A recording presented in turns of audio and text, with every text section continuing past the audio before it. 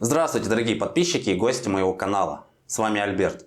Вот такие новости на 14 декабря 2022 года. Начну с новостей Краснодарского края. Сегодня в Краснодаре собственников военного жилья, расположенного по адресу Дзержинского, 129, корпус 3, выгоняют на улицу. Семьи, мужчины которых посвятили десятки лет своей жизни службе, своей стране, уже этой зимой могут оказаться в статусе бездомных. И альтернативного варианта им пока не предложили. Так, обладателям военного жилья приходят повестки в суд о выселении без предоставления жилья. Несмотря на то, что администрация Краснодара определила переселение людей из этих двух домов на 2024 год. Почему их выселяют?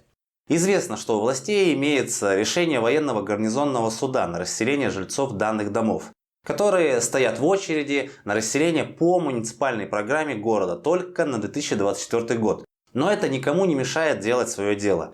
Хотя вы только посмотрите, в каких ужасных условиях живут жильцы данных домов. Это ведь по сути своей не дома, а сараи какие-то. В квартирах сырость, плесень, все рассыпается, а в туалете можно встретить здоровенную крысу. Но это, я считаю, хороший урок тем, кто едет в Украину. Сами знаете, зачем подлаяние о защите русского мира. Этот русский мир вам отплатит примерно так, в любом случае.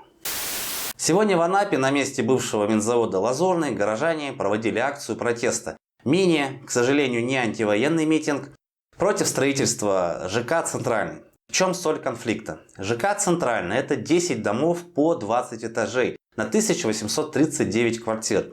Людей возмутил тот факт, что данный ЖК, по их мнению, очень огромный. Они недовольны тем, что рядом не подразумевается строительство школ, детских садов, поликлиник.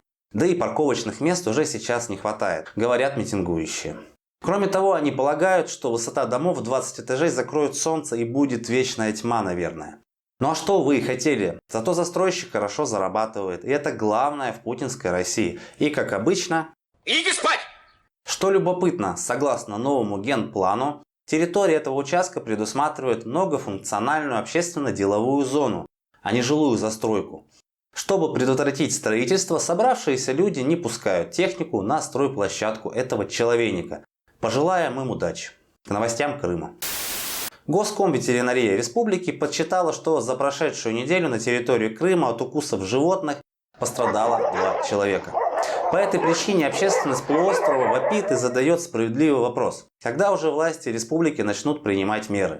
И сколько несчастных случаев должно произойти для начала эффективной реакции? Что тут им хочется ответить? Вот когда собаки загрызут ребенка, тогда власти и начнут шевелиться. Ну что, Россия, ёптать. Ты, сука, прав. А на этом все. Подписывайтесь на канал, бейте в колокол, чтобы не пропустить свежие новости. До завтра.